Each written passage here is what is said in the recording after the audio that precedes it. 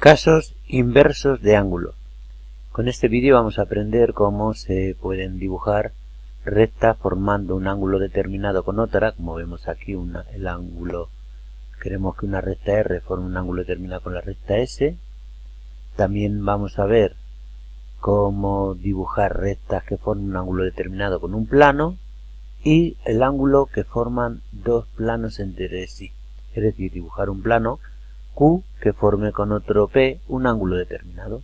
Bueno, pues el primero de los conceptos que estamos viendo aquí, que se trata de dibujar una recta R que forme un ángulo determinado con otra S.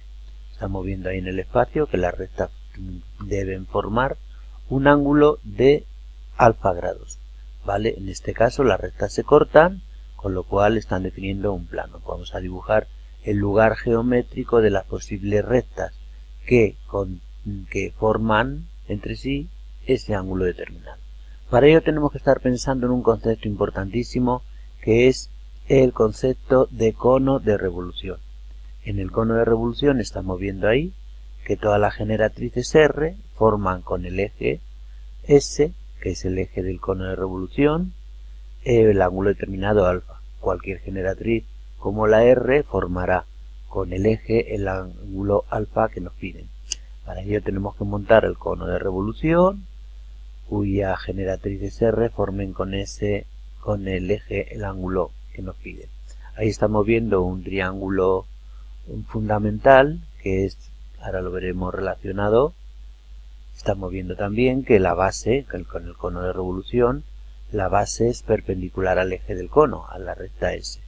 La base tiene un radio definido, determinado por la distancia que haya entre el vértice del cono y el plano. Aquí está el concepto de cono de revolución importante.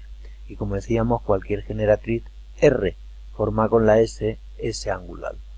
Entonces debemos montar casi siempre, en todos los ejercicios que vamos a hacer en sucesivos vídeos, tenemos que fijarnos en ese triángulo rectángulo que vamos a ver ahí. Ahí vamos a ver los datos importantes que estamos viendo. Por ejemplo, ahí vemos que el ángulo que forma el eje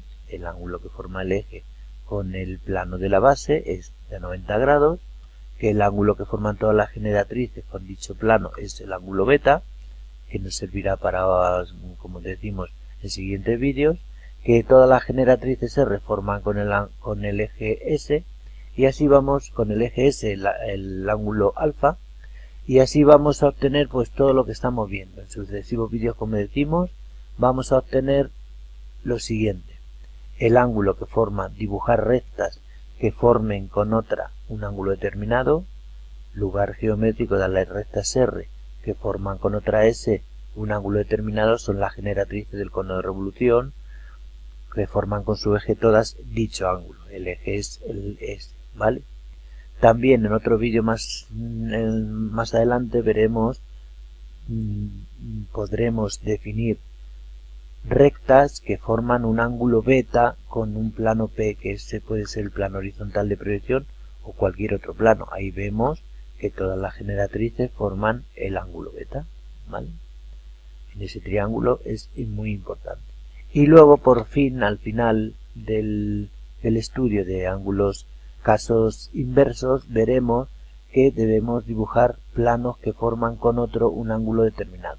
Por ejemplo, el plano Q debe formar un ángulo beta con el plano P, pues adelantando un poco los acontecimientos que veremos en el vídeo, pues debe ser tangente al cono de revolución, cuyas generatrices van a formar ese ángulo beta, ¿vale? El plano tangente quedará definido por la generatriz de tangencia R y la tangente a la base de ese cono de revolución, ¿vale?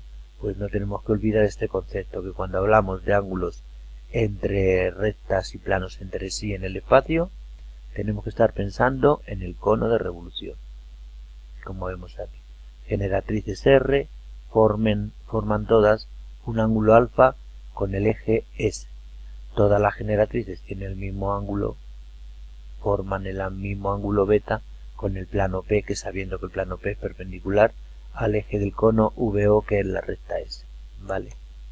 Pues veremos estos conceptos en sucesivos vídeos. Gracias.